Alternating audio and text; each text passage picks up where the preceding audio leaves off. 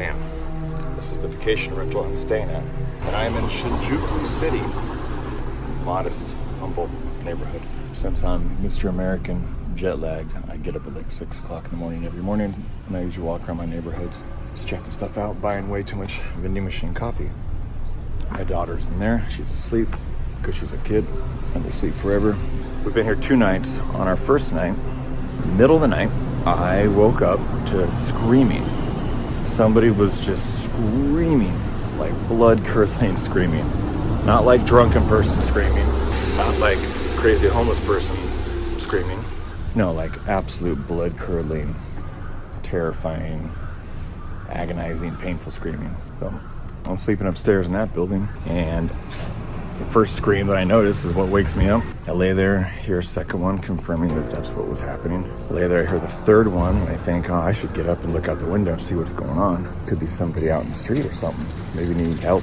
And then there was a fourth one, pretty short, but it was intense. Every one of the screams would stop real sharp, but they would go for about 5 seconds each. They were gnarly, but they'd start real clean. There wasn't any kind of like moaning or weirdness in between. Here's the main street. Right here. We got some people commuting to work. It's Monday morning right now, so people are starting to go to their jobs. There's super cool Shinjuku City. There's East 1, this gray house. This gray house right here. So it sounded like the screams were coming from up here on the street. So I actually thought maybe somebody got hurt. We got hit by a car hanging out up here. This was like 3 or 3:30 in the morning, and there was no other noise. I remember it being so quiet. And that building's got literal double windows to help keep this traffic noise down. And the screams were still so loud coming from outside. I even thought about trying to ask a local around here, but my Japanese is absolutely horrible. They even say in the little rule book for the rental house, don't talk to residents, which I thought was kind of strange, but anyways, there's the crosswalk. My house is over there. Then I got this park across the street. So the next day I started thinking, I wonder if it was a fox. Because foxes will scream in a way that sounds like a human being being like torn apart, tortured. Actually sounds like a woman being torn apart.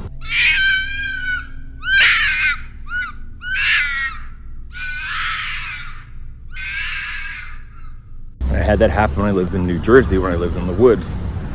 When I went to art school, I literally had the phone to my ear about to call the local Lake Hopatcong police in New Jersey to report somebody being hurt in the woods because I heard them screaming. And then I saw a giant red fox walk down the street in front of my little cottage I was staying at. Put 2 and 2 together. Okay, I wonder if foxes do have a scream like that, like a mountain lion or something like that. I looked it up, YouTube, totally did. They sound horrible.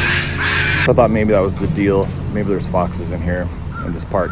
So in my search for whether foxes do any screaming or anything, I started looking around, and there's no real reports of like urban foxes. And then on a whim,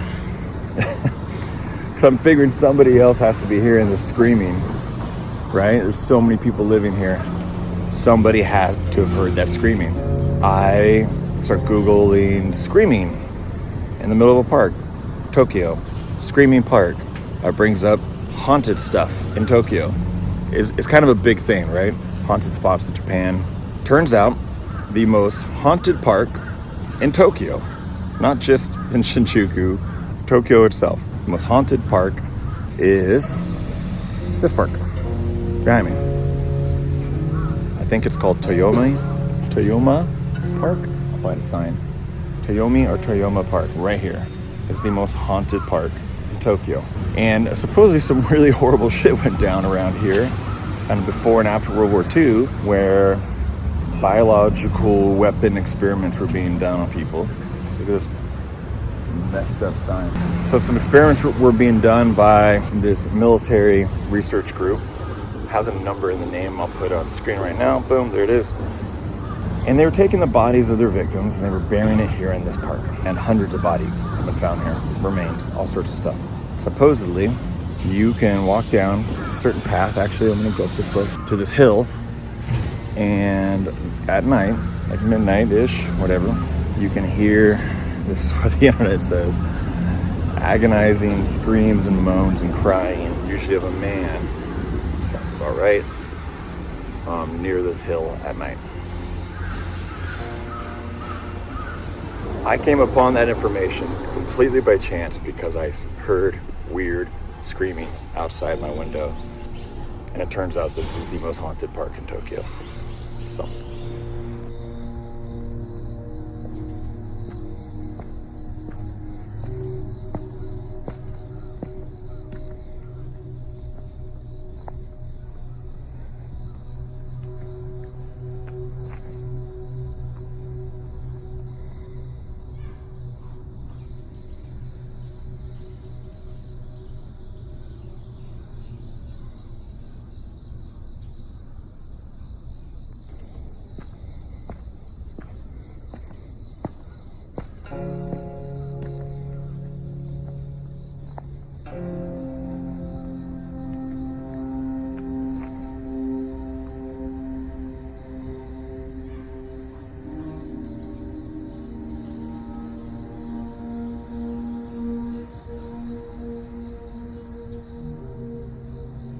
I'm gonna walk you through. We're gonna go down this path. Here we go. The other really notable part of that story is they say that the most haunted part of the park is the east side of the park, which is what this little thing connects to right across from the vacation home. That dude was definitely a ghost. That's a sign warning about ghost cats. Beautiful park. All right, I'm not gonna film these people walking, so I'll pick up after them. Lots of peaceful cricket noise, like cicadas and stuff. So somewhere over here on the east side is a hill in the middle of the park. All right, this sign is all about dangerous ghost flowers. Maybe the hill, but I want to double check that that's not just a way out to the neighborhood.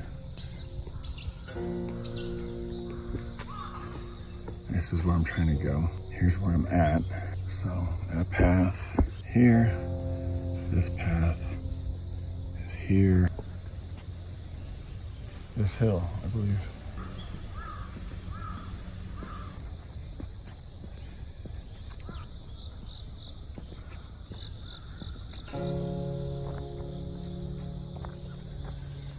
Watch out for ghost crows. Christ. Dangerous park. Yeah, I wouldn't want to walk this at night. Or would I? Whoa. Is that a church? Oh, there's the stairs to the highest point.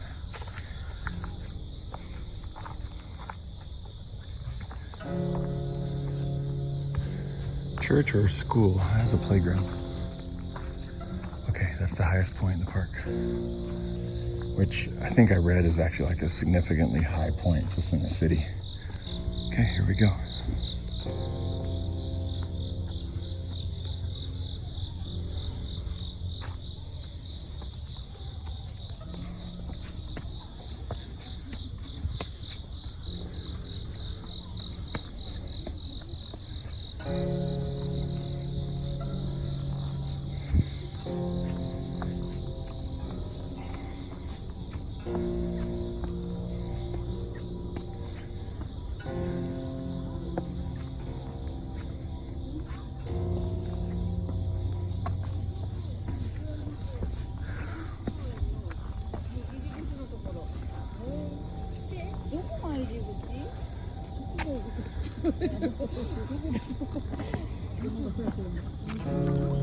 Hayal kazmaz.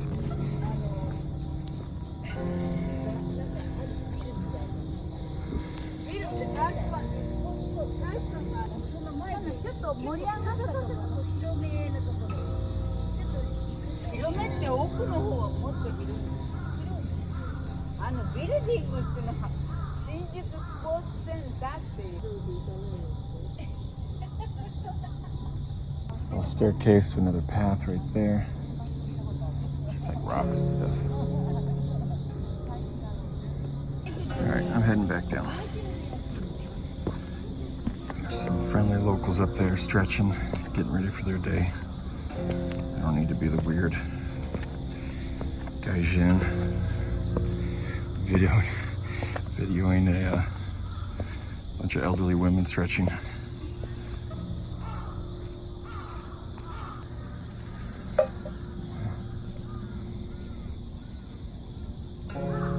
So it looked like there are 3 staircases that go up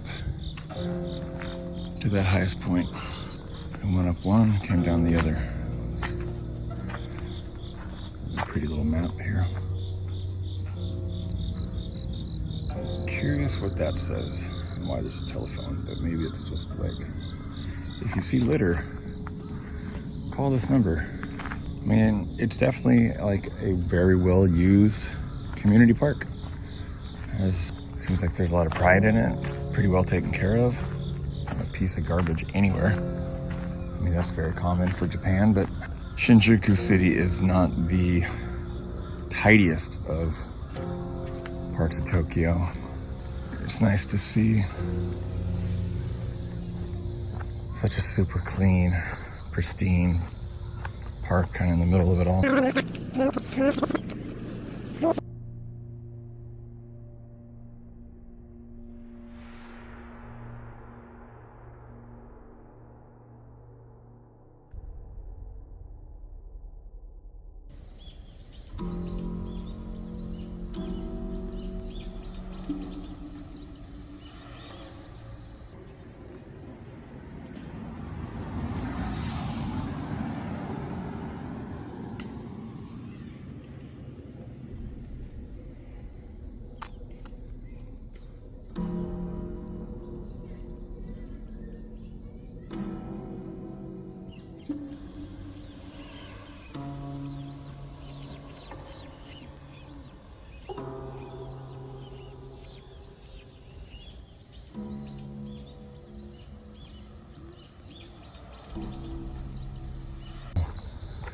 Who knows what that is? That's definitely a portal for bringing ghosts back. Look at this thing. I wonder if that's a memorial.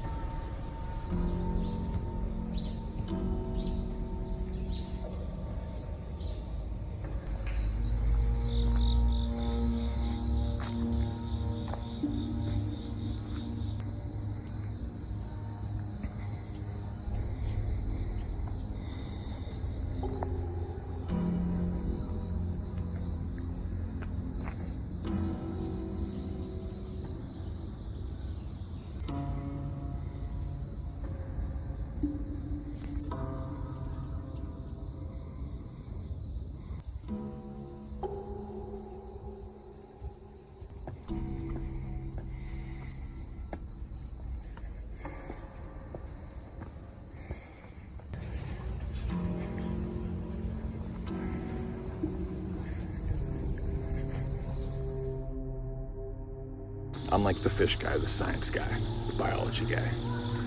I have experienced one other weird ghost kind of thing in my life that is pretty unexplainable, and I experienced it with a bunch of other people, thankfully. That event's always had my head scratching, but last night was,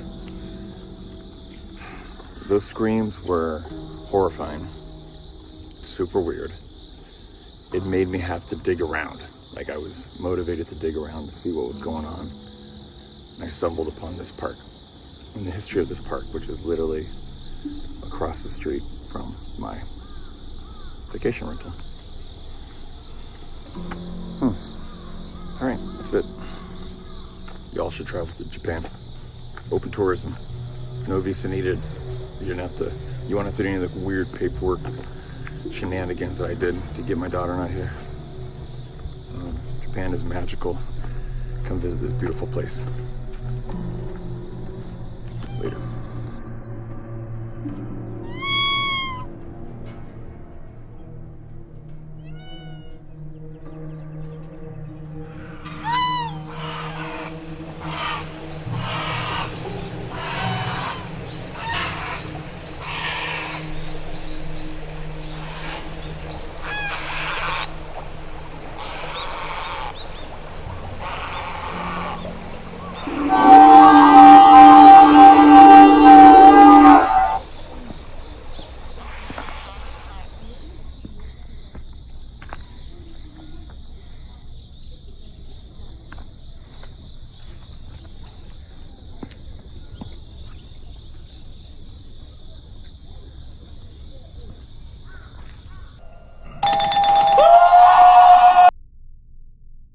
Ooh, Brazil.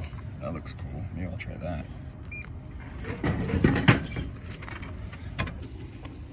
Look at that.